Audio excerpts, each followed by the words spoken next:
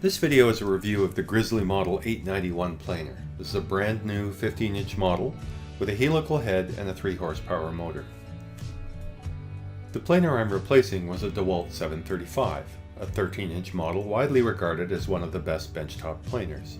It served me well, but I found it a bit underpowered when working with hardwoods, and that made for a lot of passes through the machine to dimension my lumber. Now before I put the new planer to work, I'll joint one face of my boards to make them flat, and then joint one edge to make it straight and square to the face.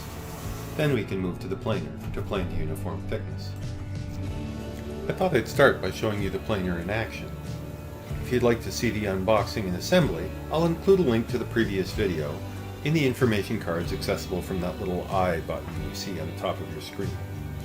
As you can see, I have the planer connected to a central cyclone dust collection system by a 4-inch flexible hose that I can disconnect when the planer is not in use. Adjusting the depth of cut is very easy, with a solid and smooth operating crank wheel easily accessible at the top of the planer. The planer's start-stop button is located on the right side of the planer, which is reasonably convenient, but the switches are a bit lower than some other models, so you have to bend over a bit to hit the switch. For me, one of the real selling points of this model was the fact that the planer bed has a fixed height. This allowed me to set up the planer with the bed at the same height as my table saw. I can then set up a feed roller so the outfeed ends up running out onto my table saw and beyond onto the table saw outfeed table, which is very handy when planing long boards. Compared with my Dewalt planer, this machine is much quieter, both when running just the motor and when actively planing boards. So taking a close look at the surface finish, this is just white cedar, which is very soft, so it mills easily, but you got minimal tear out even at knots in a very soft wood, and virtually no noticeable snipe at the end of the board. So let's try planing a larger and harder chunk of wood, in this case cherry.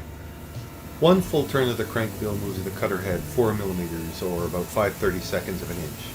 Here I'm taking about a half a turn with each pass, and the planer has no trouble removing over a 1/16 of an inch on an 8-inch wide cherry board. This is a pretty beefy board, and the feed rollers moved it smoothly through the machine.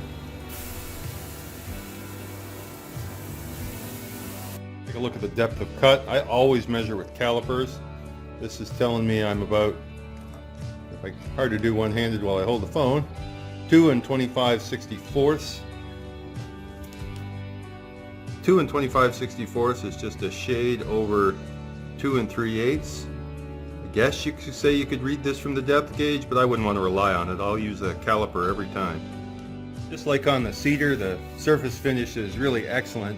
I was actually cutting against the grain on this board, which isn't advised, so you do see a little bit of tear out, but going against the grain on, as you can see, this is somewhat punky cherry, and getting only that amount of chip out, that's pretty good. If I reverse this and go with the grain, there won't be any chip out. Again, there's no noticeable snipe at the end of the board at all. Now, if there are any knocks against it, I do miss, the Dewalt had a little indicator that indicated how much bite you were taking, which in the early rough cuts is handy. I kind of miss that, although this has a lot more power, so it's not a big deal. I definitely miss having feed rollers on the top of the planer. You probably noticed me struggle a little bit to get the board back to this side. There are other Grizzly models that have that feed roller, and if that's important to you, you might want to consider other models. Here fills up the sawdust bin in a hurry, and you see you get these nice fine shavings rather than sawdust. When I was looking to replace my planer, I knew that I wanted a 15-inch model with a helical head. So for Grizzly, the choice comes down to the Model 891 or the Model 1021. Now I picked the 891 for a few reasons. First, I liked the fixed height of the planer bed. Second, I liked that it had a slightly narrower footprint. You can see in my video that I don't have a lot of space to walk around the planer. Third, it's quite a bit lighter than the Model 1021 at 377 pounds shipping weight versus 553, and I needed to get it into my basement wood shop. I do see a couple of downsides to the Model 891. It doesn't have the feed rollers on the top that the other Grizzly 15-inch planers have, and I do find that I miss those when handling lumber. The 891 can accommodate up to 6-inch thick stock. Another planer you might consider is the model 453, which can accommodate up to 8-inch thick stock.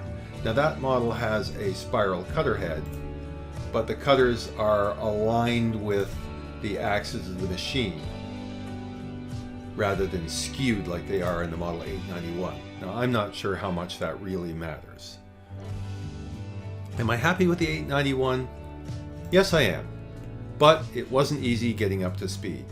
The first planer had issues with skipping feed rollers. I'll include a link to that video in the information cards. Now I got great support from Grizzly and they replaced the planer, but that was certainly a significant hassle. Would I recommend this model?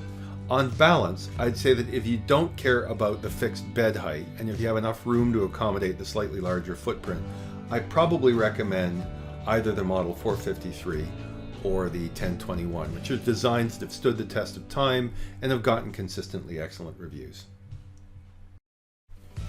So thanks for watching and good luck with your own projects. If you enjoyed this video, please hit the like button and consider subscribing to my channel.